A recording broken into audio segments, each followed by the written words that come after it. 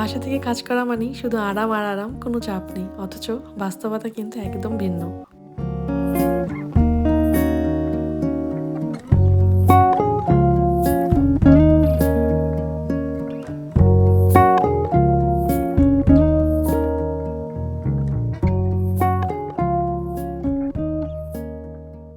আসসালামু আলাইকুম।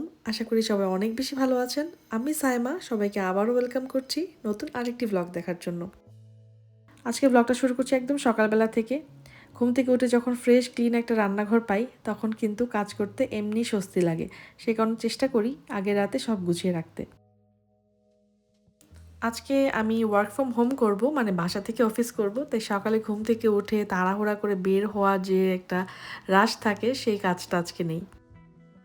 এখন তো সকাল বেশ ঠান্ডাই ছিল ওয়েদার, কারণ এখনও আমাদের স্প্রিং চলছে। বাট বেলা গড়াতে কিন্তু অনেক গরম পড়া শুরু হয়ে যাবে। তো নাস্তা বানানোর আগে আমি একটু গাছগুলোতে পানি দিয়ে রাখবো, যাতে কাজের ফাঁকে আবার ভুলে না যাই। এগুলো আমার খুবই ফেভারিট ইনডোর প্ল্যান্টস। আমি যতটুকু সাধ্য হয় আমি চেষ্টা করি এগুলোকে সুন্দর করে যত্ন নেওয়ার জন্য। মানে এখনও শিখছি। আর এই মানি প্ল্যান্টটা আস্তে আস্তে অনেক বড় হচ্ছে আলহামদুলিল্লাহ। আমি ইচ্ছা আছে এটা রিপোর্ট করার, বাট আমার কেন জানি রিপোর্টিং করতে অনেক বেশি ভয় লাগে। কোনো অভিজ্ঞ আপু যদি আমার ভিডিও আজকে দেখে থাকেন, আমাকে প্লিজ একটু টিপস অ্যান্ড ট্রিক্স শেয়ার করার ট্রাই করবেন, বা কোনো ইউজফুল ভিডিও থাকলে সেটার লিঙ্কও চাইলে শেয়ার করতে পারেন। এই তো আমার সবগুলো ইনডোর প্ল্যান্টসে কিন্তু পানি দেওয়া শেষ। এগুলো দেখলে সকালবেলা সত্যি মন অনেক ভালো হয়ে যায়। সকালের নাস্তায় আমি সবসময় ডিম অনেক পছন্দ করি। ডিম হলে আমার কিছুই লাগে না আসলে। আর রুটি পরোটা একটু অ্যাভয়েড করছি, যদিও সেগুলো বাঙালি নাস্তা সবচেয়ে ফেভারেট, কিন্তু অনেক হাই ক্যালোরি, তাই একটু চেষ্টা করছি অ্যাভয়েড করার জন্য। আর অ্যাভোক্যাডো আমার বরাবরই অনেক পছন্দ। আর এখানে তো খুবই ইজিলি অ্যাভেলেবল থাকে, তাই এটা আমি কখনোই মিস করি না। সকালে নাস্তায় 2টা ডিম খেলে মোটামুটি আমি প্রায় দুপুর পর্যন্ত বেশ ফুল থাকি। মাঝে ক্ষুধা লাগলে হয়তো আমি একটু বাদাম বা কোনো একটা ফ্রুটস খেয়ে নিই। এতটুকু মোটামুটি আমার জন্য ইনাফ। সকালের সময়টা আমি বেশ রিল্যাক্স করে নাস্তাটা করি। আমার হাজব্যান্ড অলরেডি ব্রেকফাস্ট করে কাজে চলে গিয়েছে। আর একটু পর আমিও আমার অফিসে লগ ইন করবো। আমি অনেককেই শুনেছি বাসা থেকে কাজ করা মানেই বুঝি আরাম, অলস সময় কাটানো বা কাজের চাপ কম। কিন্তু বাস্তবতা কিন্তু একেবারেই আলাদা। বাসা থেকে কাজ করলেও অফিসের সব দায়িত্ব ঠিকই কিন্তু পালন করতে হয়। আর সবচেয়ে বড় কথা, কেউ তো এমনি এমনি টাকা দিবে না। কাজ না করলে তো আর স্যালারি আসবে না, তাই না? ওয়ার্ক ফ্রম হোম মানে সুযোগ আর দায়িত্ব দুটোই কিন্তু। আর সেই ভারসাম্য রাখাটাই সবচেয়ে বড় চ্যালেঞ্জ। আর সেই ভারসাম্য রক্ষা করতেই অফিস শেষ করে চলে গেলাম গ্রোসারি করার জন্য। এপ্রিলের লাস্টের দিকে আমরা প্রায় 1 সপ্তাহের জন্য তো ঘোরাঘুরি করতে চলে গিয়েছিলাম। তো এসে আর বাজার সদাই কিছু করা হয়নি। টুকটাক যা আছে বা হুটহাট একটা দুইটা জিনিস কিনে টিনে এভাবে আমি কোনো রকম সংসার চালাচ্ছিলাম। তো ভাবলাম যে একবারে নতুন মাস শুরু হলে গ্রোসারি করব। তো নিয়ে চলে আসলাম আজকে ফুলকপি, ক্যাপসিকাম, তারপর হচ্ছে গাজর, এটা কি স্পিনাচ মানে পালং শাক, বাঁধাকপি, ব্রোকলি আমাদের অনেক খাওয়া হয়। দেন টমেটো আমি খালি স্ন্যাক হিসেবে খাই, আমার অনেক ভালো লাগে এই টমেটোগুলো, খুবই মজা।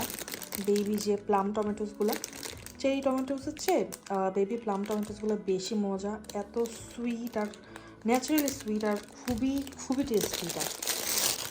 এখানে হচ্ছে ব্লুবেরি, স্ট্রবেরি অলরেডি আসার পর খেয়ে ফেলছি একটু। আজকে ভালো স্ট্রবেরি পাইনি, তাই বেশি নেওয়া হয় নাই। আর এখানে হচ্ছে পিয়ার্স, এটা হচ্ছে সবুজ আপেল, অরেঞ্জ। আমার হাজব্যান্ড পছন্দ করে অনেক গ্রেপস, ওইটার জন্য। আর শসা তো লম্বা সময় শসাগুলো খাওয়া হয়, বাট এই বেবি কিউকাম্পারগুলো অনেক মজা স্ন্যাকিংয়ের জন্য। একদম বাংলাদেশের যে ক্ষীরা ওইরকম একটা টেস্ট দেয়। আর পেঁয়াজ আলু বেসিক লাগবেই।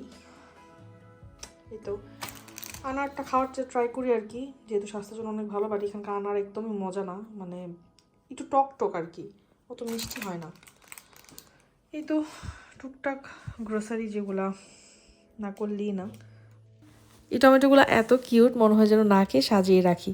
যাই হোক, চলেন তাহলে গ্রোসারিগুলো এখন একটু গুছিয়ে রাখি, যেহেতু বেশ অনেক শাকসবজি কেনা হয়েছে। আর এগুলো আমি চাচ্ছি যে মোটামুটি বেশ অনেকদিন টিকে থাকুক। তো সেই জন্য এগুলো প্রপারভাবে স্টোর করা কিন্তু অনেক জরুরি, যাতে এগুলো শেলফ লাইফ অনেক দিন থাকে। তো এখানে আমি হচ্ছে এটা কি ব্রোকলিটা আমি একটু ভালো মতো এইভাবে কেটে নিলাম। আর ব্রোকলির মতো এরকম ফুলকপিগুলোও কেটে নিব। এভাবে কেটে কেটে যদি পিস পিস করে স্টোর করা যায় তাহলে এগুলো অনেক দিন পর্যন্ত ফ্রিজে ভালো থাকে। আর একদম আস্ত যেভাবে এনেছি সেভাবেই রাখলে আমি দেখেছি যে এইগুলো দেখা যায় 3-4 দিন পর থেকে একটু নষ্ট হতে শুরু করে দেয়। এখন কোনগুলো ধুয়ে রাখবো ফ্রিজে আর কোনগুলো না ধুয়ে রাখবো। ব্রোকলি, ফুলকপি, কাঁচামরিচ, ধনেপাতা একদম সুন্দর করে ধুয়ে পানি ঝরিয়ে শুকিয়ে নর্মাল ফ্রিজে যদি রাখা হয় ইজিলি 2 থেকে 3 সপ্তাহ পর্যন্ত ভালো থাকে। বাংলাদেশের টেম্পারেচারে আমি বলবো 2 সপ্তাহ পর্যন্ত মিনিমাম ভালো থাকবে যদি আপনার ফ্রিজের টেম্পারেচার কন্ট্রোল ভালো হয়ে থাকে। আমি যেহেতু শীতপ্রধান দেশেই থাকি সে কারণে অনায়াসে 3 সপ্তাহ ভালো থাকে। আর আমার রেফ্রিজারেটরের টেম্পারেচার আমি সবসময় -4 রাখি। চেষ্টা করবেন কখনোই যেন রেফ্রিজারেটরে মানে নর্মাল ফ্রিজের টেম্পারেচার -5-এর নিচে না থাকে, সবসময় যেন -5 বা -4 এরকম করে থাকে। আর লেটুস পাতাটা আমি না ধুয়ে রাখবো, আমি ধুয়ে রেখে দেখেছি সেম প্রসেসে ভালো থাকে না। 5 দিন পর বা 1 সপ্তাহের মধ্যে কেমন যেন একটু নষ্ট হতে শুরু করে। বাট না ধুয়ে রাখলে আমি অনায়াসে 2 সপ্তাহ পর্যন্ত এটা ইউজ করেছি, মানে খেয়েছি আর কি।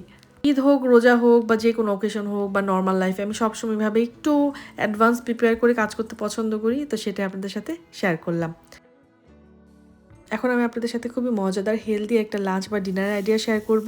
প্রথমে প্যানে 1 টেবিল স্পুন তেল দিয়ে সেখানে গার্লিক পাউডার দিয়ে একটু গরম হয়ে আসলে চিকেনের ব্রেস্ট পিসগুলো দিয়ে দিব। তারপর এখানে আমি কালো গোলমরিচের গুঁড়ো, তারপর হচ্ছে লাইট সয়া সস আর অল্প একটু তান্দুরি মশলা বা বারবিকিউ মশলা অথবা আপনাদের কাছে যদি ম্যাগি ম্যাজিক মশলা থাকে সেটাও দিতে পারেন।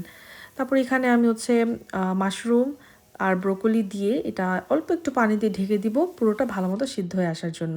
চিকেনের ব্রেস্ট পিস যেহেতু ইউজ করেছি আর মাশরুম তারপরে ব্রোকলিগুলো খুব জলদি সিদ্ধ হয়ে যায়।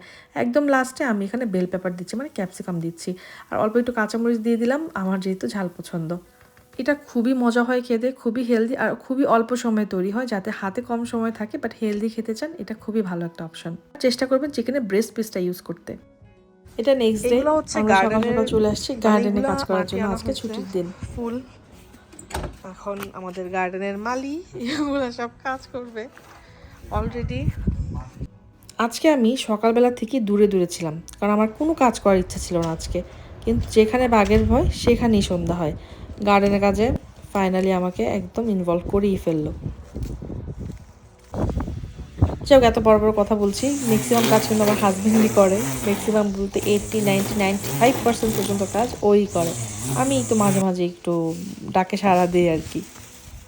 শীতকালে আসলে কারো গার্ডেনেরই পরিচর্যার উপর থাকে না, তো এরকম স্প্রিং আসলে সবাই গার্ডেনটা একটু গোছাতে শুরু করে আর অনেক গাছ বড়ও হয়ে যেতে থাকে টুকিটাকি, তো এগুলো একটু ছাঁটাই করার দরকার হয়।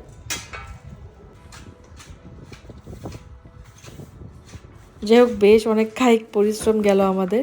তো এর মধ্যে আমি কাপড়ও একটু ধুতে দিয়ে দিয়েছিলাম। আসলে ঘুরে আসার পর অনেক কাপড় জমা হয়ে গিয়েছিল, একটু একটু করে ধুচ্ছিলাম কারণ আমি অপেক্ষা করছিলাম যে ওয়েদার ভালো হলে আমি কাপড়গুলো বাইরেই শুকাতে দিব আর আমি হিটারটা ইউজ করব না, তো সেই জন্য একটু ওয়েট করলাম। তো আজকে ফাইনালি আমার সব কাপড়ের লোড শেষ হয়েছে। আর এই যে দেখেন ফুলগুলো গার্ডেনে এত বেশি সুন্দর লাগে। আমার প্রতিদিন বিকালবেলা এখন এটা একটা কাজ হয়, একটু ফুলে পানি দেওয়া বা একটু গার্ডেনে হাঁটাহাঁটি করা, বেশ ভালো লাগে আলহামদুলিল্লাহ। গার্ডেনিং সত্যি একটা অন্যরকম সুন্দর একটা হবি। আমার যদিও এখনও গার্ডেনিংয়ের কোনো হবি হয় নাই, বাট আমার ইনডোর প্ল্যান্টসের অনেক শখ। তো যাই হোক, দুজনেরই ব্যালেন্স হয়ে গেল, আমার ইনডোর প্ল্যান্টের শখ আর ওর হচ্ছে গার্ডেনিংয়ের শখ, তো দুই মিলে দুই জায়গায় ফুলে ফুলে ভরা।